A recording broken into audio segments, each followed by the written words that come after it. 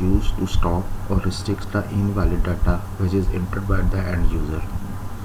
So constraint is a kind of validation which restrict the user only enter a correct and valid data.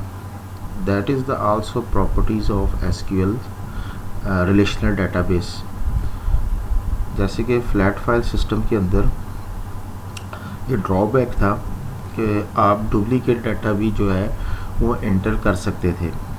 तो relational database में आपके पास SQL constant एक mechanism है जिसके ज़रिए आप डुप्लीकेट डाटा से अवॉइड कर सकते हैं। ओनली आप जो वैलिड और करेक्ट डाटा है वही सिस्टम के अंदर डाटाबेस के अंदर एंटर कर सकते हैं। So constant is a validation, एक तरह की वैलिडेशंस है। We can apply the constant in two situation.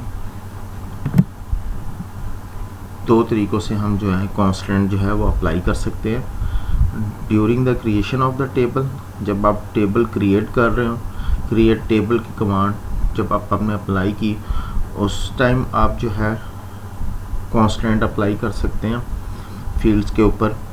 और अगर आप टेबल्स क्रिएट कर चुके हैं डेटाबेस के अंदर और बाद में आप उस पर कांस्टेंट अप्लाई करना चाहते हैं तो after the creation of table भी आप कांस्टेंट जो हैं वो अप्लाई कर सकते हैं।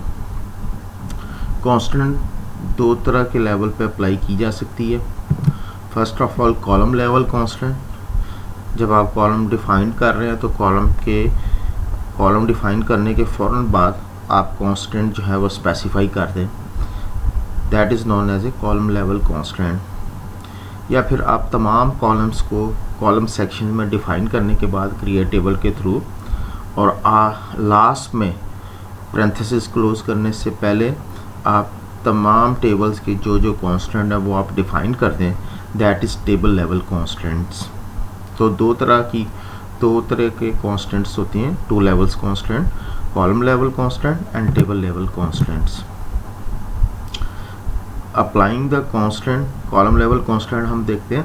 Applying the constant after define the column immediately then those constant called as a column level constant. जैसे मैंने बताया कि कांस्टेंट जब आप कॉलम स्पेसिफाई करें, डिफाइन करें, तो उसके फ़ौरन बाद जब आप उसका कांस्टेंट डिफाइन करेंगे that is known as a column level constant. Syntax जो है, कॉलम्स डिफाइन किया आपने और constant name, constant is a keyword आप यूज़ कर सकते हैं और साथ फिर आप कांस्टेंट का नाम और कांस्टेंट की टाइप, प्राइमरी की, यूनिक की, नॉट नल, जो भी कांस्टेंट जिस टाइप का आप डिफाइन करना चाह रहे हैं वो आप डिफाइन कर लेंगे। तो that is known as a column level constant.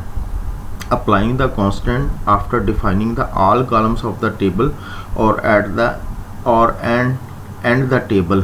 If apply the constant then these constant called as a table level constant.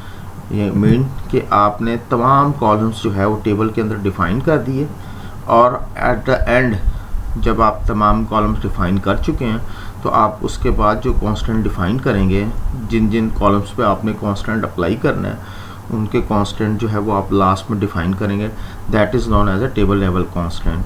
तो सिंटेक्स जो है, कॉलम्स जो है वो आपने कॉलम सेक्शन में सारे डिफाइन कर दिए, columns comma and so on, जितने भी कॉलम्स आपने डिफाइन किए, लास्ट में constant keywords and constant name and then constant type, और उसके बाद आपने जिन कॉलम्स के ऊपर डिफाइन किया वो कॉलम्स के नाम आपने स्पेसिफाई करने हैं जिनके ऊपर आपने कॉलम डिफाइन करने हैं। So that is known as a table level constant.